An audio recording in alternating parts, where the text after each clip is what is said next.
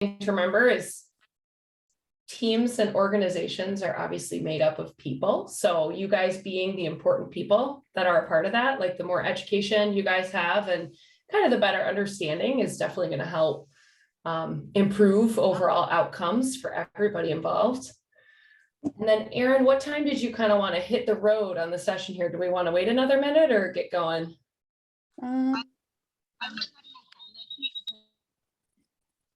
Looks like everybody has gotten signed in. So I think we can go ahead and get started and just jump right in. Okay, awesome. So I'm going to kind of lead off the session a little bit. A couple of the bullet points we wanted to talk about. So specifically some of the areas that I wanted to kind of cover was just like kind of helping parents who are, I would say, even our maybe longest time parents on the call, maybe have been involved in Synchro for maybe 10 seasons. 10 to 12 is probably some of the longest category, whereas many of these parents in this range, I would guess, would be anywhere between probably 3 to 5 seasons, and then many even in the 1 to 2 range. So just kind of getting a taste of where you're at in the journey with your skater. So one of the main things that we kind of wanted to talk about, so the guide for success in Synchro. You need to turn that down, please. In the old days, mute a few. Yeah, just a friendly reminder, if you can mute your microphones, that would be great. Oh, sorry. Oh, you're okay. Yeah, so kind of thinking about, that guide to success in Synchro, it all starts with everyone performing their role, right? Everyone has a really important role in creating success. So the three kind of holy trinity of Synchro success are those three roles. You have your coaches, coaches coach, you have your skaters, skaters skate, and parents support. So especially as parents here, it's really important that you guys are empowered with the information to help support your skater the best that you can. And then also too, the key to supporting your skater and advocating for them in a good way is to know how and when to advocate for your skater and what types of things, helping understand the sport better and kind of the progression through the sport can help you understand when it's appropriate and when the right time is to really best help support and advocate for your skater. So kind of moving into the history of Synchro in Southeast Michigan, a little bit of this was covered actually in the press release that we put together for Michigan Select about some of the kind of background of Synchro in Michigan. So a big part of forming the Michigan Select initiative was to address really kind of a loss of depth in our area that we've seen over the past 15 to 20 seasons. So in Synchro, depth equals success, right? So as opposed to some of the more individually driven disciplines of figure skating, so like, individual skaters, pairs and ice dance, those can be really driven by situational factors, right? You might have a skater who can't, skate 6-8 days a week or whatever that might be. Sorry, just waiting for the mute. So trying to increase that depth is really, really important to creating more success in our area. So depth is very common in the current top Synchro markets. So that would be like Chicago, New York, Boston, Minnesota, Wisconsin. So a lot of this depth is determined by a variety of factors. So one of them is financial resources, which you guys all know skating is not free, right? So the individual skills it takes to be a great member of a team, as well as paying for travel and being a part of a team and all the lessons and development that goes into that.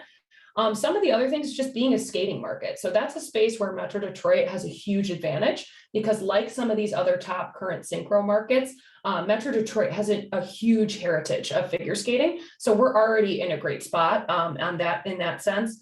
And then also another one that I'm going to kind of touch on, and I think we're going to kind of touch on as a theme, is just like those really high skill and commitment standards for team placements and what the profile of skaters at those very top teams do look like and how they might be a little bit different than what you might see in the rule book. So a couple other things just to kind of touch on why this is an important topic for Michigan Select is, again, some of that depth is affected by those external factors, but it's really about collaboration, perspective, and education. So today we're really trying to offer some perspective and education to parents. So just a quick rundown of history of Michigan Synchro. So Synchro, of course, started with Dr. Richard Porter and the fabulous Hawkettes organization in 1956. A couple, just like one more checkpoint, the first sanctioned USFS synchronized skating, which was then called Precision Championships, was hosted, I believe, in Bowling Green, Ohio. I hope I got that history right. And the winners of that very first championship were, of course, I believe the Fraserettes out of Fraser, Michigan. So again, just every single checkpoint in history for synchronized skating has a Michigan connection. So we have that heritage here, which makes it a really advantageous place for us to be. Throughout the 1990s and the early 2000s, Southeast Michigan became the epicenter of synchronized skating in our country. So we hosted up to 6 Team USA teams within about an hour driving radius. So this included teams from Fraser, Bloomfield Hills, Ann Arbor, Dearborn, Plymouth, et cetera, right? We had a huge depth, right? When you have a large depth at the bottom, it becomes more depth at the top. So that's something that we're trying to address in this collaboration. So myself and Erin Donovan have kind of a special guest on the call to kind of speak to some of the topics. And so my special guest is a very special person here. She is a former world championship level coach. She was very involved actually with Coach Ashley Corn's mother in the 80s and 90s in the development of a lot of synchronized skating. And she also happens to be my mother. And she actually was really a part of that booming time in the 80s, 90s, and 2000s. And so I guess before I move on to some kind of charts and facts and figures, Coach Janine, would you like to add anything about, I don't know, just some of the environment of synchro in that time? Yeah, the environment was very collaborative. So for example, if we had a skater, Fraser was a top organization, Hawkettes were top organization, Plymouth had a great big organization, but we had a great deal of respect for one another. And if we would hold our tryout, for example, and 3 or 4 skaters would show up that we really didn't know, I would, and I'm sure all the coaches at that time, we would contact the coach of their home team and, let them know. So, I mean, ideally, everyone wanted to load their team with the most skilled skaters because all the skaters are skilled. We just want to make sure they're in the most, most chance for success in those divisions.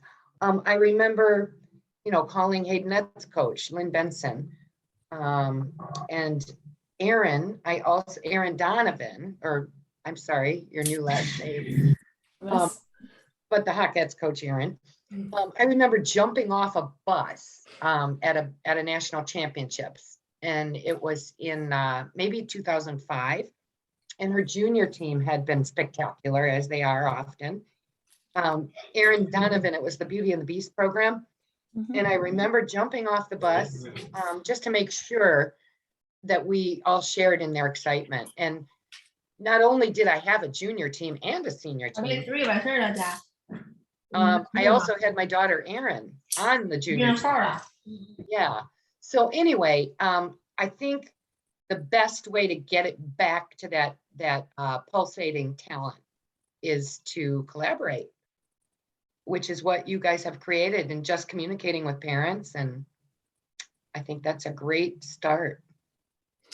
Yeah. And like talking about what Janine just brought up, I think it's very fun as a skater when I was competing to have those teams that you're friends with, but you're also competing with. And sometimes they would win and sometimes we would win. And so it gave you extra motivation to work hard, but at the same time, it was always positive and it wasn't stressful in any way because it was a friendly team that you were competing with. So by creating connections between teams, even if we're going to compete against one another, just as Janine just said, it's really exciting to be able to also support each other in our successes.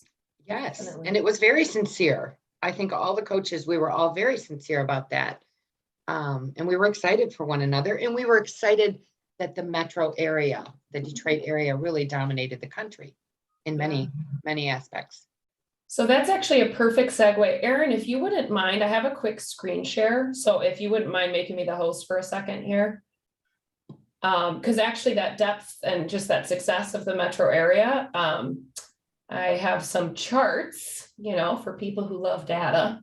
So let me just know, maybe Erin, if you can let me know if you can see that I have a chart up here.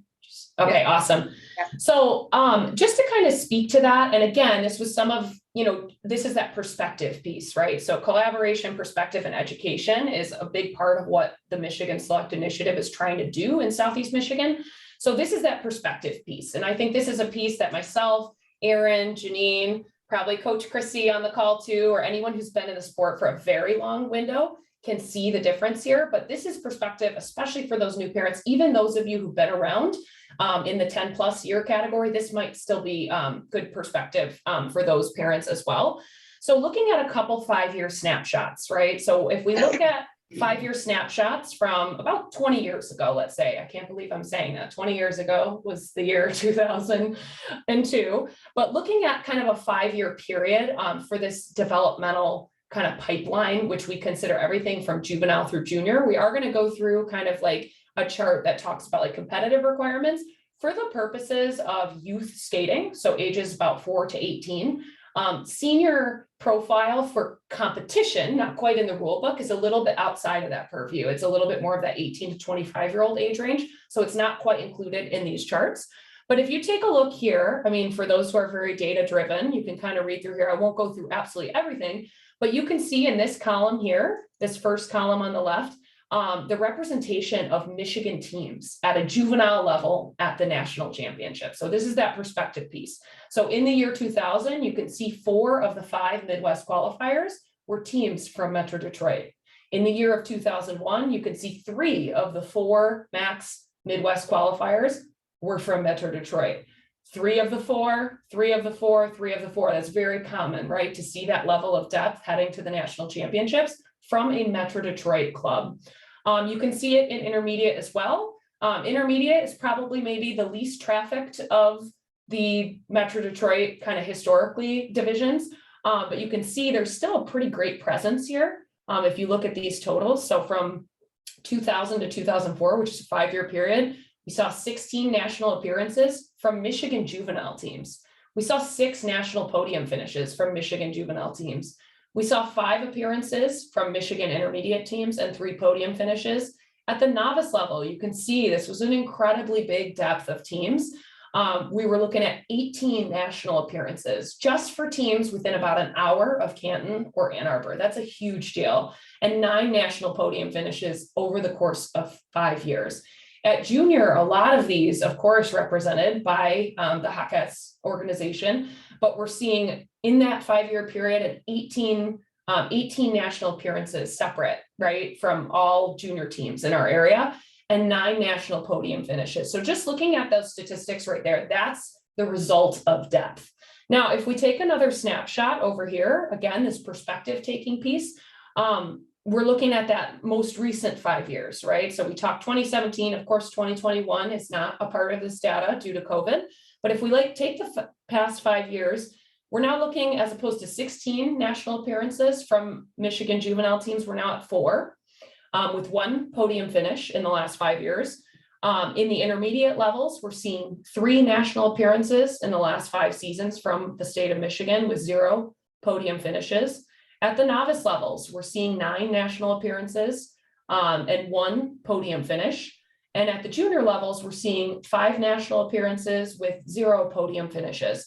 So you can kind of see the trend, right? And how sometimes those snapshots, of course, there's a lot that goes on during that period of time, but really we're looking at some dramatic numbers, right? We're seeing that the juvenile level, which is our most foundational level of national synchronized skating, which is where those skaters on the call that are at that snowplow, aspire preliminary level, that's kind of that first piece of that higher level skating. So about a quarter of the presence in the last 5 years that we saw from about 20 years ago. Intermediate, definitely still a smaller number. This is potentially with Michigan Select and some of the teams in the area. This is definitely a place for growth for Michigan teams. We're seeing like a clear cut in half on the appearances of novice teams from the state of Michigan represented at the national levels. And we're seeing obviously a really dramatic plateau of junior teams in the area. Of course, the last 5 years being well represented by the Hawkettes. And then you can kind of see just overall, I mean, looking at that 5-year period of those national championships, we were looking at 57, almost 60 appearances by Michigan teams from the Southeast Michigan region. And now we're kind of looking at, looks about 21 national appearances. So about a third of the amount of depth that we're seeing at these high levels. So again, this is just a perspective piece. And some of the things that we're telling you, right? We talked about kind of that holy trinity of skaters skate, coaches coach, parent support.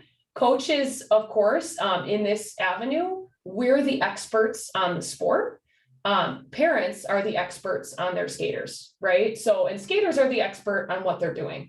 And so when we're as Michigan Select or as AEU or as Hawkettes, when we're trying to implement successful strategies to build successful teams, that's the expertise that you're coming to us for. And then you bring your expertise of your skater, and that helps us find the exact right balance of what's going to be the perfect fit for them.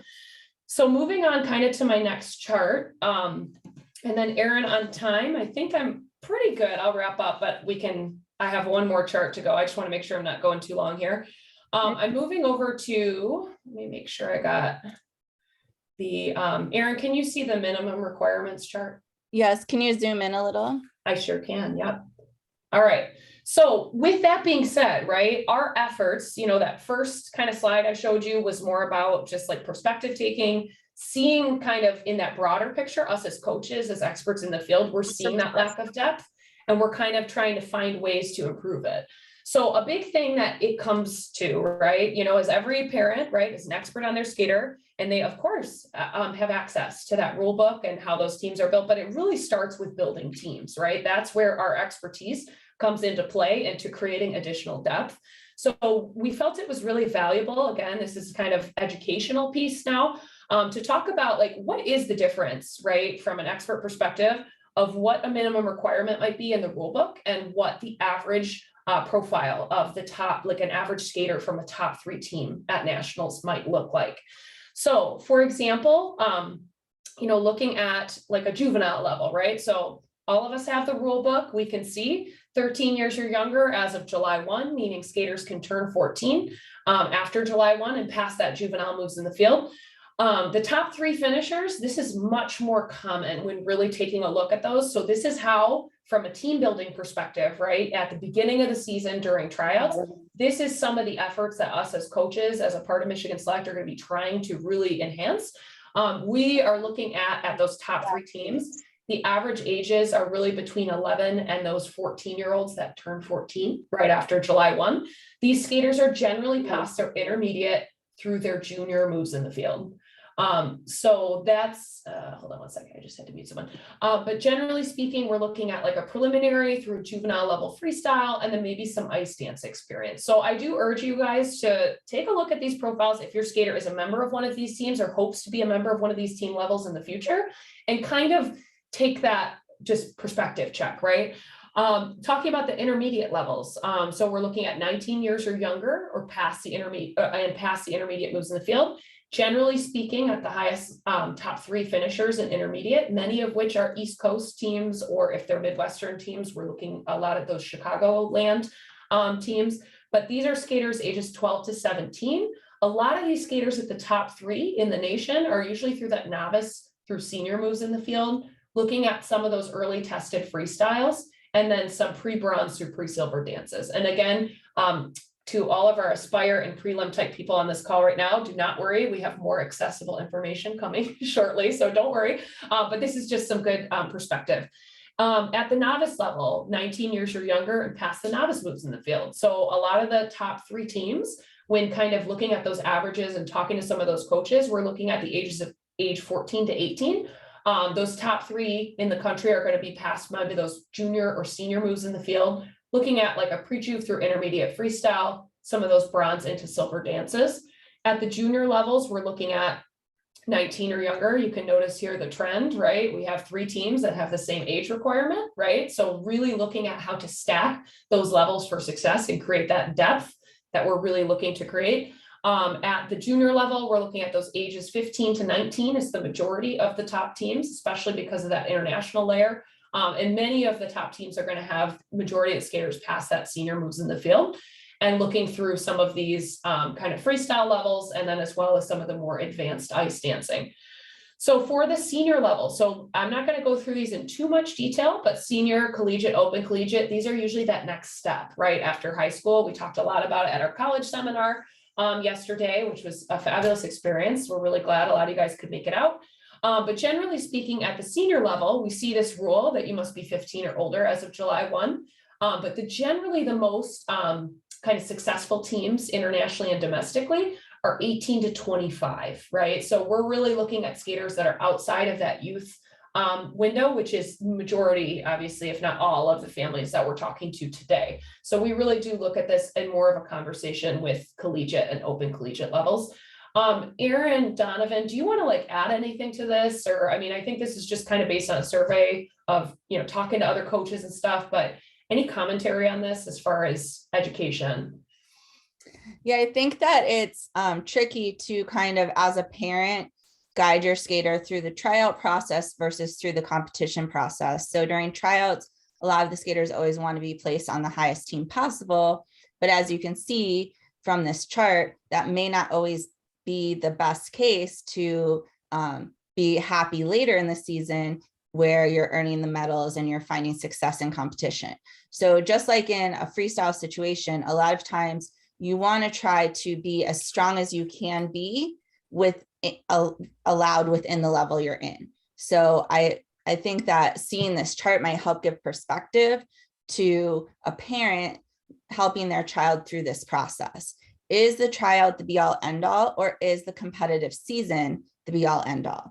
And if we're looking at the competitive season, we need to have the skaters understand that they do want to be stronger than the minimum requirements for their level, rather than just being concerned about the name of the level that they're placed onto.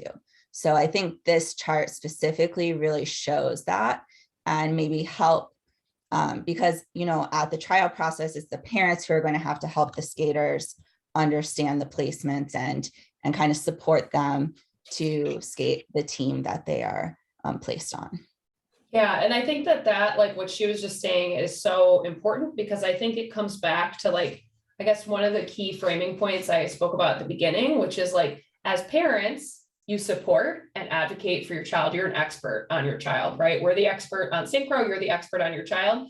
This type of information is really helpful to help you know how and when to advocate for your child. Like, when is an appropriate time to help them succeed, and how can you do that more effectively? And having this type of information will hopefully, kind of open that up. And then also too, just as far as that collaboration piece, knowing, we've gotten this collaboration together this spring, but knowing going into future seasons as we, maybe continue this initiative, knowing that we're both kind of coming at the audition process with similar standards, I think will help with the mentality in our area.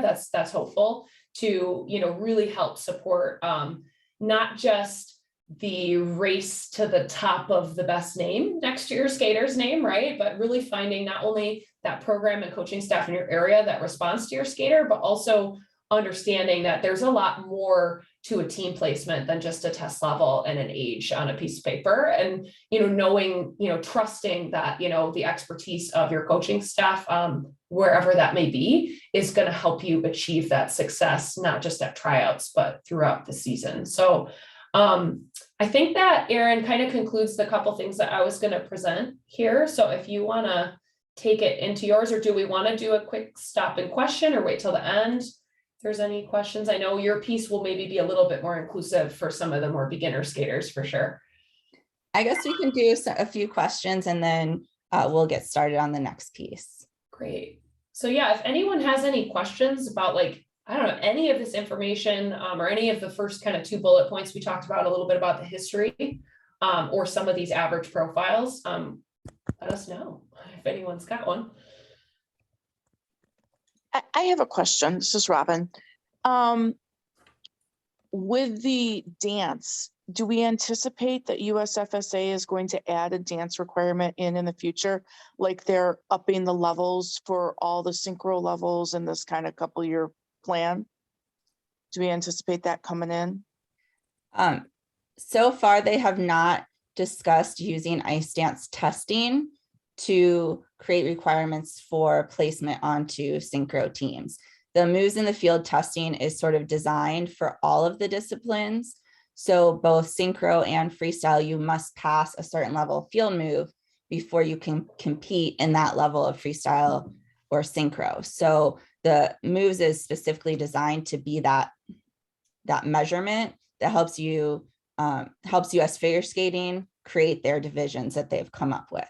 So I will be going to a meeting this week with the head of people from US Figure Skating, so I can ask that question. But up until this point, in all of my discussions, that has not even been brought up one time. Yeah, I don't think that'll be anticipated, but I do know a lot of clubs, specifically if we're talking about those top national clubs, do have requirements for ice dance. So those Chicagoland teams, those East Coast teams, they do have those additional requirements. And Aaron, I'm pretty sure there's some discussion about moves in the field overall. So that might actually affect things more. You know, there might be some shifts to moves in the field pipeline incoming. I don't have a ton of that information, but that might have a bigger effect, Robin, than the ice dance. The benefit of ice dancing for synchronized skaters is that you're learning how to skate on time to the music and following set depth of edge and lobes and having tight feet in between your steps, as well as learning specific turns and edges that we'll use in the synchro programs. So an ice dancer is going to have sort of an edge up when learning programs or having to track with their teammates. So ice dancing is definitely a big benefit to a synchronized skater, regardless of whether or not there's a testing requirement in place. Good question. Does anyone else have questions about history or some of the requirements for top competitive teams? Okay, I think we could kind of shift gears then. I'll stop my share. And yeah, go ahead, Erin.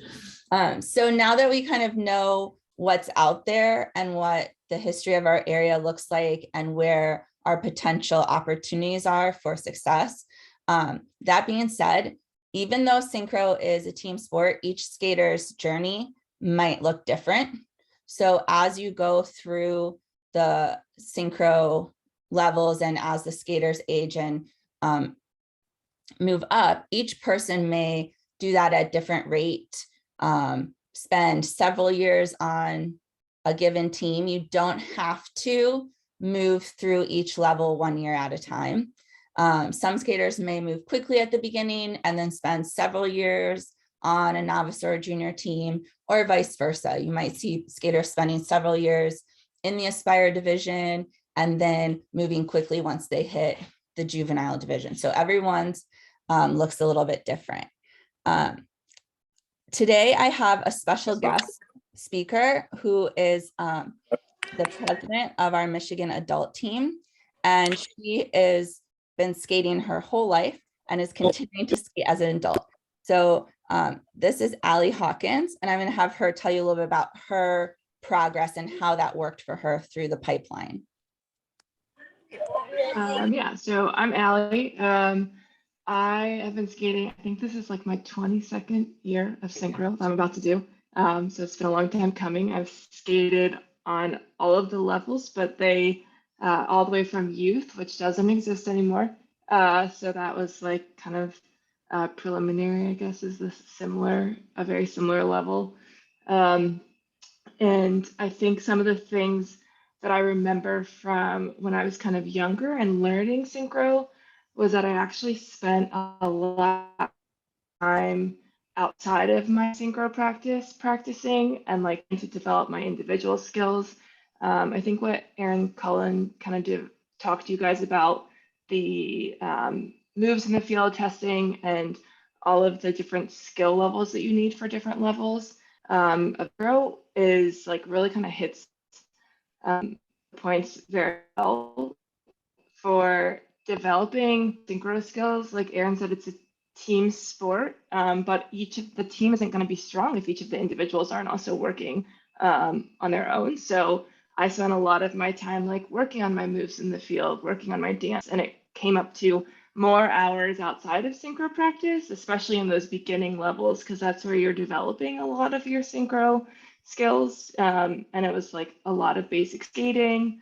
I did a lot of less stroking and crossovers for years just to like make them better constantly. And I think just like spending time at the rink, both in practice and outside of practice, and making sure that I was doing, like working with coaches on synchro skills too, individually was really helpful. And I've also done that with skaters as I've developed as well, into like even some coaching, like had lessons where we've just worked on synchro skills and found that really helpful towards development as well. I also didn't go through the traditional pipeline, and we kind of skated on whatever team we could form. So whatever we had the levels to create.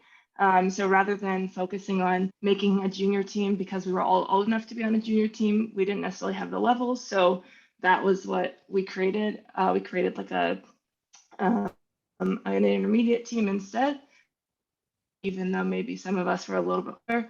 And I think kind of competing at the level that you're meant to be competing was really important to learn, and developing those skills. And then as I moved forward, like learning from getting to, like once you develop past where you locally are, you get to maybe interact with other skaters that have, maybe been brought up in a different area. I think the other I learned a lot about too when I was younger was sticking around even through the building years. So maybe your team doesn't necessarily have the best year competitively, but because you've had a lot of turnover, say a lot of people graduate or a lot of people move away or leave, having people stay and continue on even when necessarily it's not the greatest year led to better years the next couple of years. So I think like sticking with the sport, even if you don't get immediate results, it's something that like the team coming together is really, really important.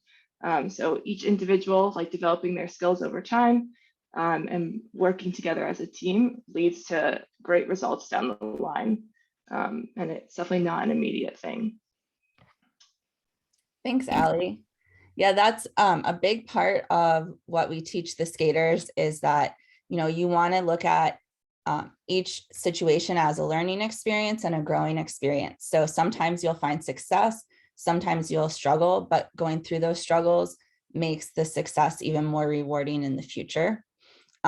She brought us to our next topic, which is the idea of teamwork within synchronized skating. So synchronized skating is such a unique sport because it's one of the only sports where there is only the team.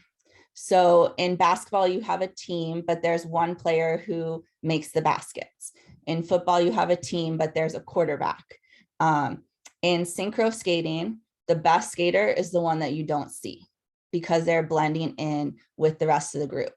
In today's society, that's very hard to understand for the athletes sometimes, but what it teaches you is how to be a team player, both on and off the ice.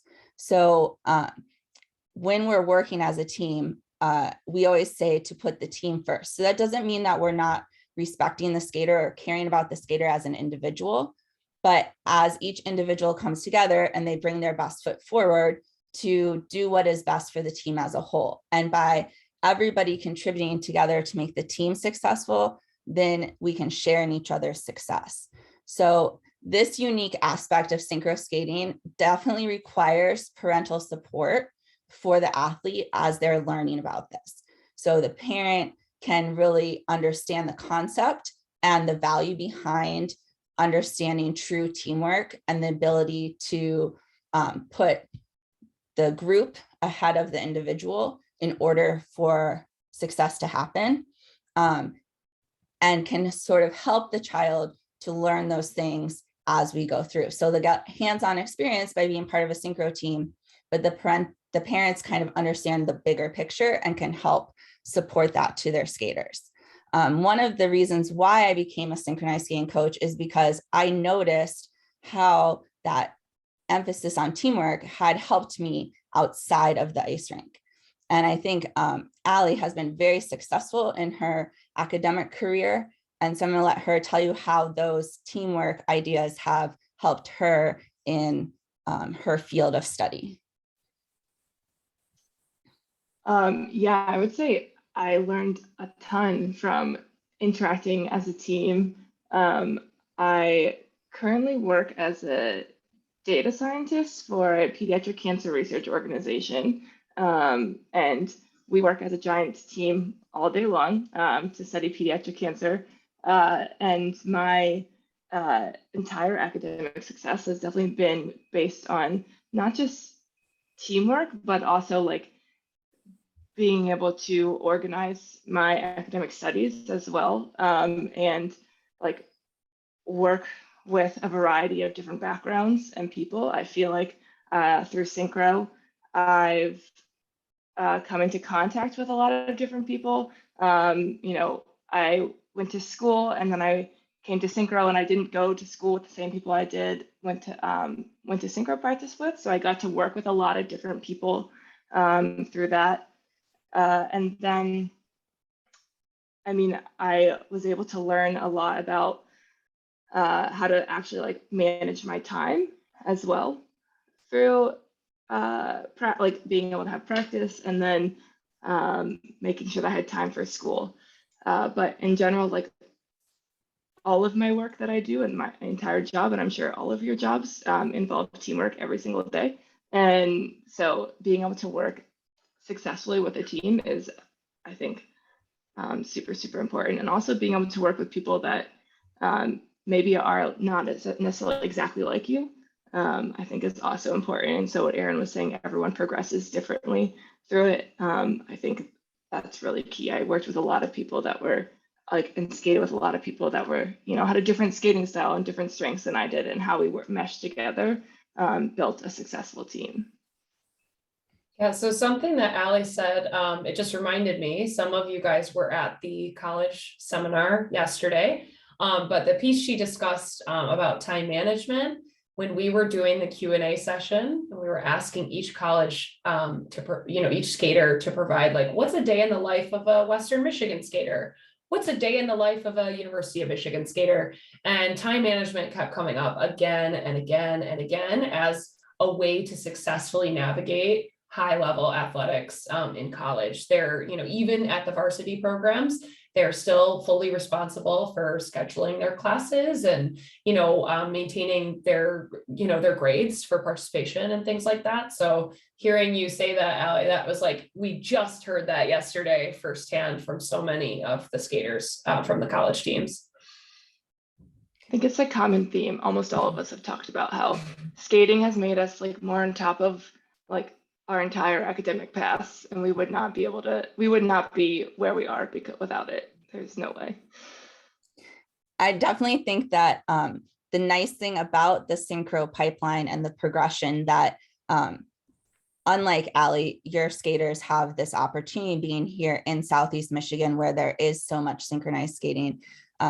They can learn these things little by little. So the amount of commitment and the amount of time management needed increases as you go through the level. So if you're on an Aspire team right now, it might not seem like that big of a deal that, oh, I have to miss this practice for something. But as you go along, you'll see that it becomes more and more important both to the skater and the team.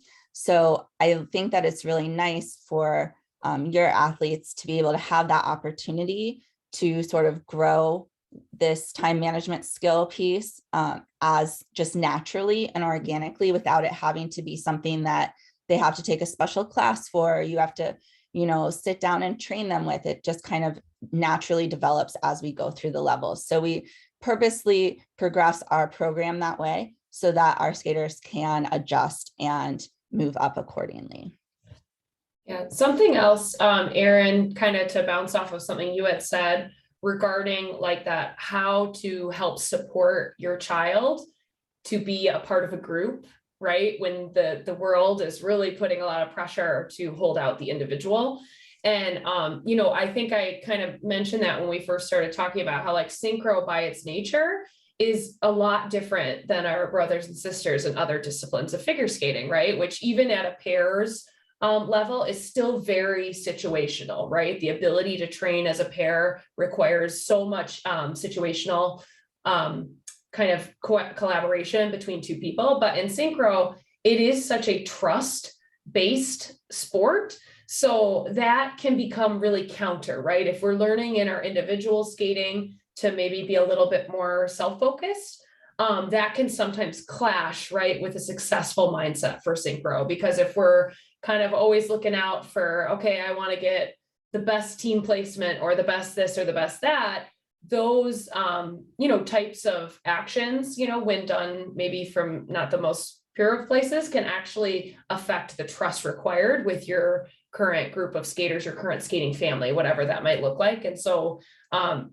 making sure too that there's this element of, the individual skating side of things might promote slightly different values in some ways than synchro. And so that can be definitely a conflict that might be difficult for people to navigate. But I think it's important that parents are aware of that, especially if their skaters are in multiple disciplines. There's a little bit of a different mindset for success, I think.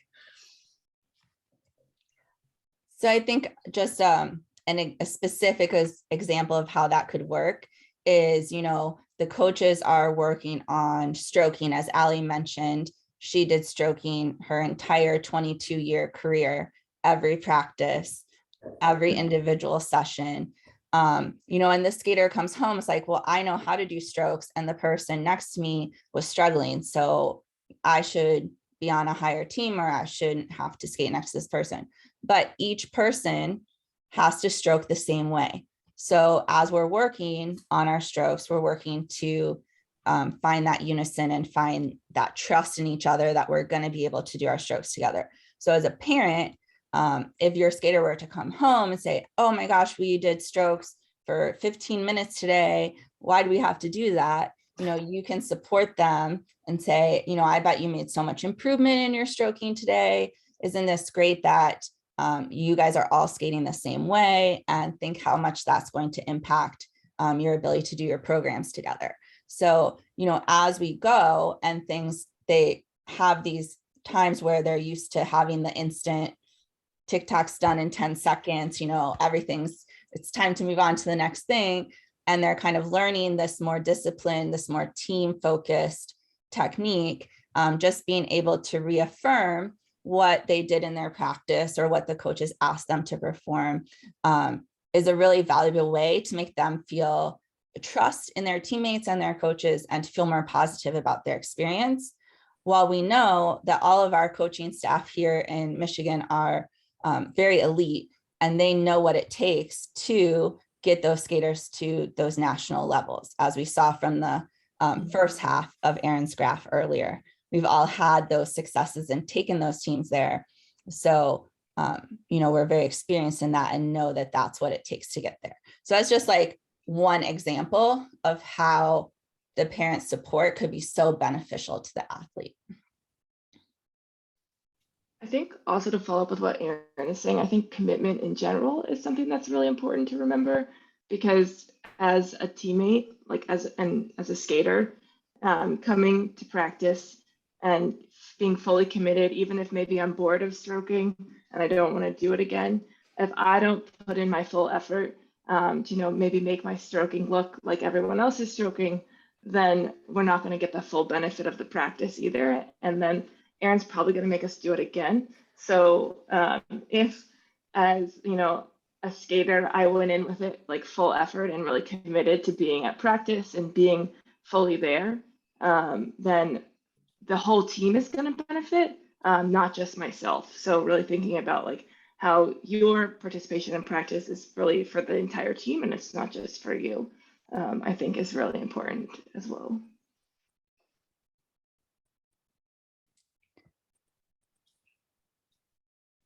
So that kind of explains a little bit about how the teamwork is a unique thing within synchronized skating, and how the skater progression needs to be focused on those charts that Erin showed us earlier. Erin, do you have anything that you want to add? Nothing really in particular. I think that like what Aaron Donovan said too. I think for those on this call that might be with a snowplow or aspire level team, I think that piece about like synchro, especially in the world of figure skating, is such a great incremental avenue to increase your competitive level, right? Figure skating in general is an early specialization sport, like gymnastics, like some of these other just early specialization sports. So going those individual routes can sometimes mean commitment goes from 0 to 1,000. But synchronized skating, I think that's one of the unique benefits of our discipline, is that it still does offer those high and elite level opportunities down the line.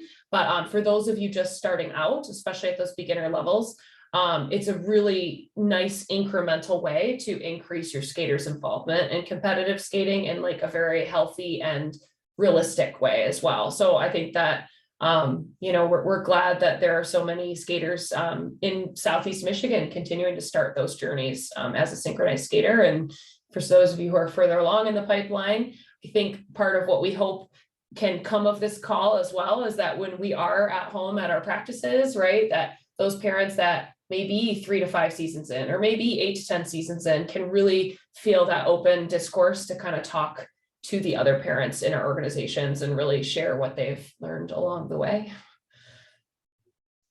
Does anybody have any questions? There are no bad questions. There's no stupid questions. We kind of just picked a couple of topics to get us started. So even if it's off topic of what we've talked about, we're happy to answer any questions that you have as a parent, especially for our newer parents that are just figuring this all out as we go.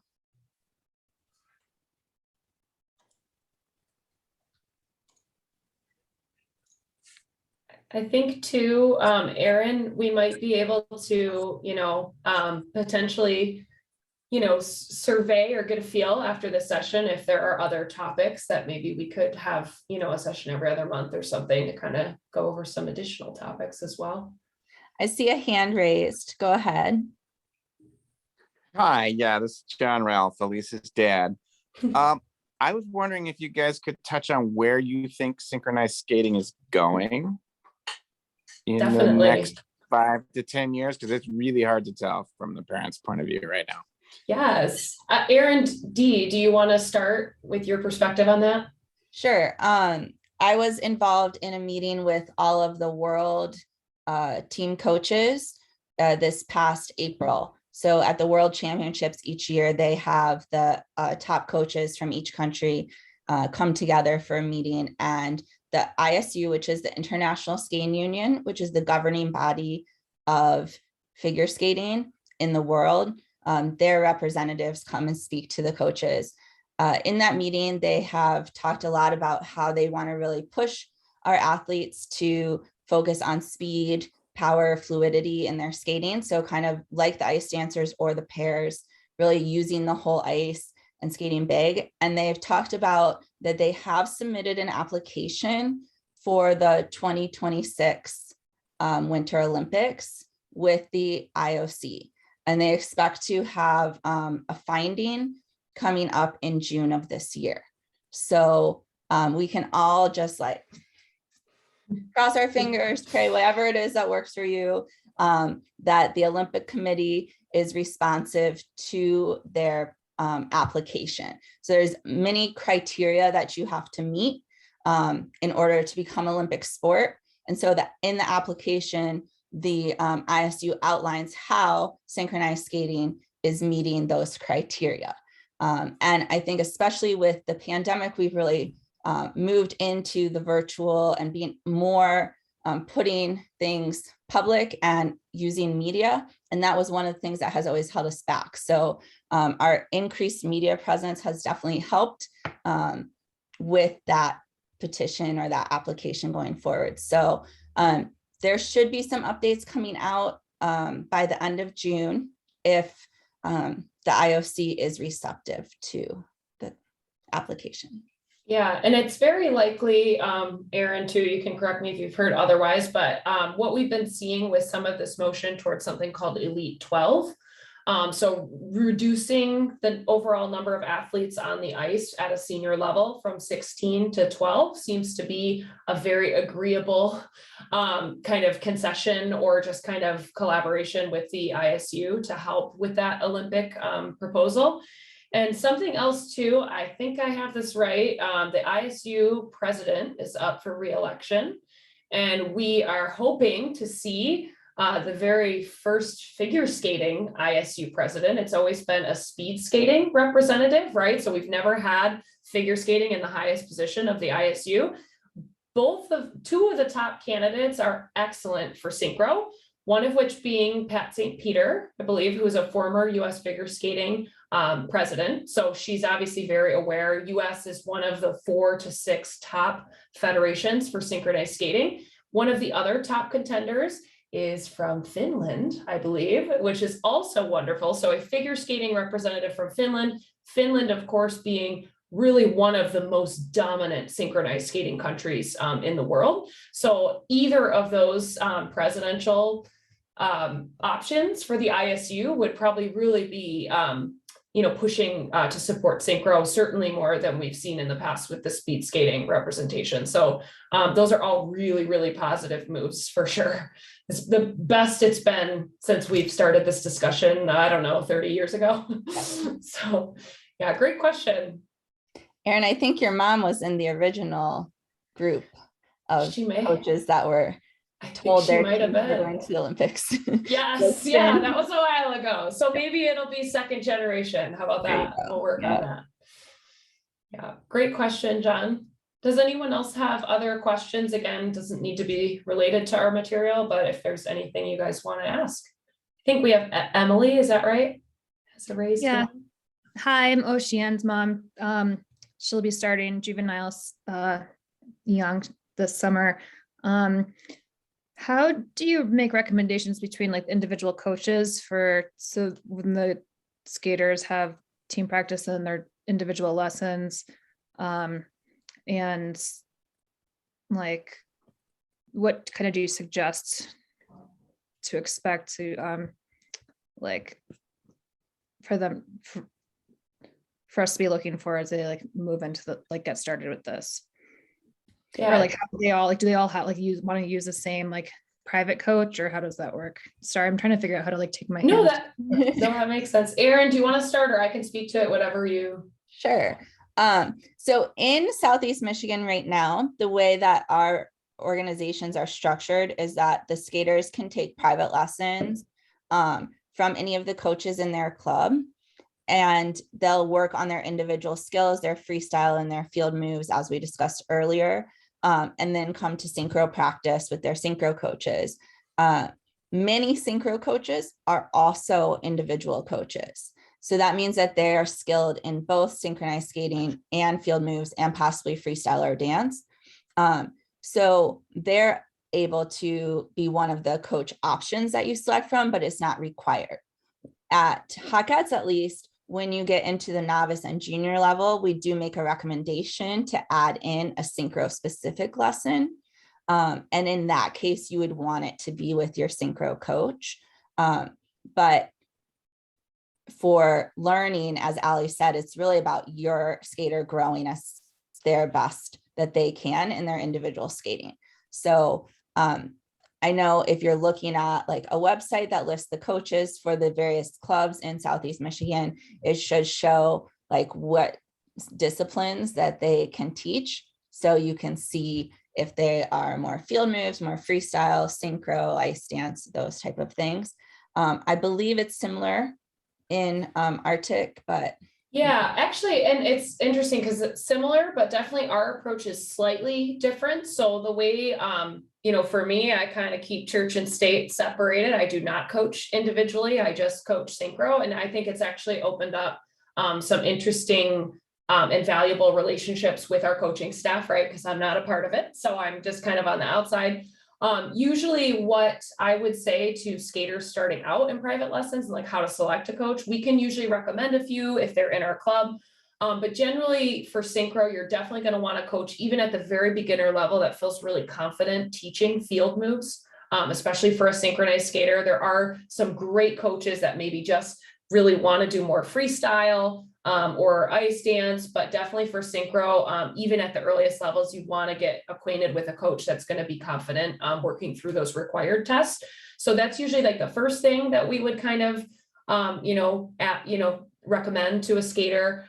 Usually the way that we would do it is again, by keeping myself separate from the figure skating coaching staff, I maintain a separate relationship with each of those coaches. They usually kind of fill me in quarterly, let's say, on who has openings and things like that. And then we as a synchro staff try and help recommend, great fits for that skater. We have some coaches that maybe are a little bit more experienced and a little bit more strict. And, we know, okay, that's going to be perfect for a Susie Q skater, right? So trying to find that good personality fit, I think, is a huge one. Having a tough personality fit with a private coach can make your lesson time less productive. And truly, I think it's like there's a shoe for every foot, right? What coach works really great for one skater might not work as well for another skater. So a lot of coaches will offer, like, summer's a great time for that. A lot of coaches, if they have openings or cancellations, like if you're looking for a new coach or you've never had a coach at that rink, usually you can, obviously try and get a lesson or two with a coach, see if it's a good fit. And then just those standard kind of courtesies. I know that's new and maybe figure skating clubs cover that. But if you do have a primary coach, you obviously want to discuss with them early and often if you are looking at additional coaching options. So that's just kind of the courtesy in our sport, that you would take your primary coach and discuss with them if you were going to explore other coaching options, just as a professional courtesy. But yeah, that's kind of generally more how we do it. We separate from the coaching staff a little bit, but that I've found has actually allowed for a little bit, enhanced trust sometimes and just some deeper relationships with our coaching staff. And Emily, the summer ice has just opened up today. So you should probably reach out to, oh my gosh, I'm blanking now who you worked with, but reach out to them about availability here pretty soon. Okay, thanks so much. Thanks. We have a question from Oscar. Yes, I'm Oscar's mom. We are Oscar's pretty mom. new. Hi. Hey. We are pretty new to this Synchro team. So when you talk about this summer, what I don't really get it. What kind of thing that you're offering right now for the summer?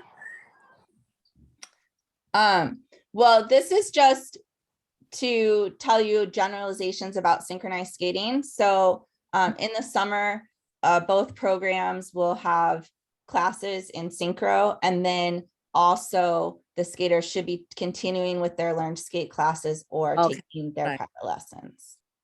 So I just thinking, like for some students, they have a private coach and some are not, because it's not required. So in that case, we'll be having different level that in a team. So would be like you don't want to really well, it's different for each level. So I think that the very youngest skaters will need to finish their learn to skate classes, but most everyone has gotten a private instructor, at least within Ann Arbor. I'm assuming the same in Canton as well. I would say most of our Aspire beginner and preliminary and up are obviously, but a lot of our snowplow skaters are still in learn to skate classes. Yeah. So for Oscar's group, I would think that everyone would be doing the individual lessons. Okay, right. So if in the progress of the synchro team, that at some point the coach thinking, oh, your kid is not actually keeping up with the team, would the coach recommend some private lesson or something for individual kids? Like, just really depends on their progress. Yeah, I think that both of us would probably have an individual meeting with the skater and the parent to discuss their progress and check in and see where we can help support you to better progress with the team. Okay. Yeah. Thank Definitely. you. Thanks. Yeah. Thanks. Well, we've gone about an hour, so We don't want to take up too much of your night. If you have any more questions, you can always email either of us at any time, and we'd be happy to answer them. And hopefully we can cover some other topics in future meetings, but we really appreciate everyone coming out. Yeah, thank you so much, everyone. And yeah, we just appreciate this opportunity to speak with you all. Thank you. Thank you. Bye, guys. Thank you. Thank you. Yeah, Everybody. bye.